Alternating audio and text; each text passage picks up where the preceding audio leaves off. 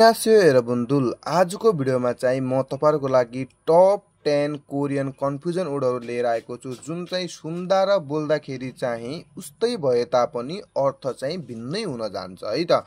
ती शब्दहरु के हुन् एकचोटी हामी सरक्क बुझ्ने प्रयास गरौँ है त। ल एक नम्बरमा रहेको छ ने। ने भनेको हजुर। यस्तो वाला ने आयो भने चाहिँ त्यसको मिनिङ हजुर भन्ने हुन्छ है त। यस्तो वाला ने आयो भने चाहिँ त्यसको नेपाली मिनिङ चाहिँ मेरो भन्ने हुन्छ है त। त्यस्तै गरी दुई नम्बरमा रहेको छ सी। यो वाला सी सिंगल वाला सी आयो भने चाहिँ यसको अर्थ चाहिँ बजे भन्ने हुन्छ है त। कति बजे 1 बजे 2 बजे 3 बजे भन्ने हुन्छ है त।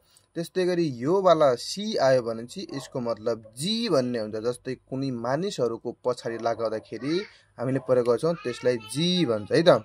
ल त्यस्तै गरी 3 नम्बरमा रहेको छ खोङ। यो वाला खोङ आयो भने चाहिँ यसको मिनिङ चाहिँ जिरो जो बल भन्ने कुरा हुन्छ है त। अनि यस्तो वाला खोङ आयो भने चाहिँ यसको मिनिङ चाहिँ गेडागुडी भन्ने हुन्छ है त।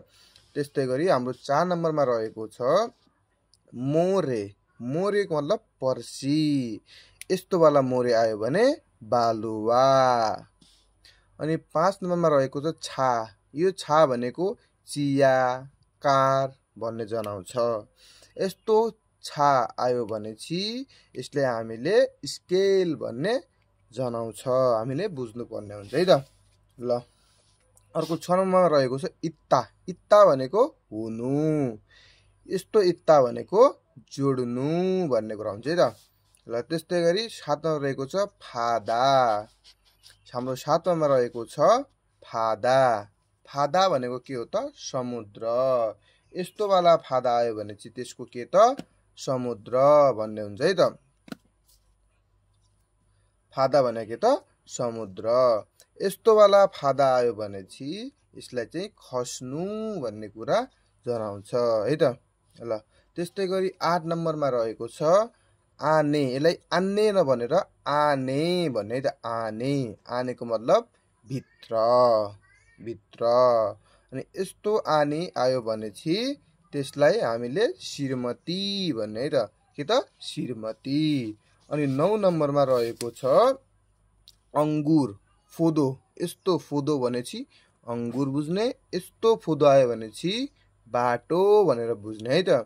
अनि लास्ट हाम्रो अन्तिममा 10 नम्बरको छ छादा भनेको सुत्नु। छादा भनेको सुत्नु हो भने चाहिँ यस्तो वाला छादा आयो भने चाहिँ यसलाई चाहिँ लात्तीले हिर्काउनु हुर्काउनु बढाउनु भन्ने कुरा अर्थ दिन्छ है त। आजको लागि मैले तपाईहरुलाई चाहिँ 10 वटा शब्द लिएर आएको छु। अर्को भिडियोमा म अझ यस्तै शब्दहरु तपाईहरुलाई खोजेर ल्याउने प्रयास गर्ने छु। के कस्तो लाग्छ त कमेन्ट बक्समा कमेन्ट गरेर प्रतिक्रिया दिन चाहिँ नभुल्नु होला भन्दै धन्यवाद।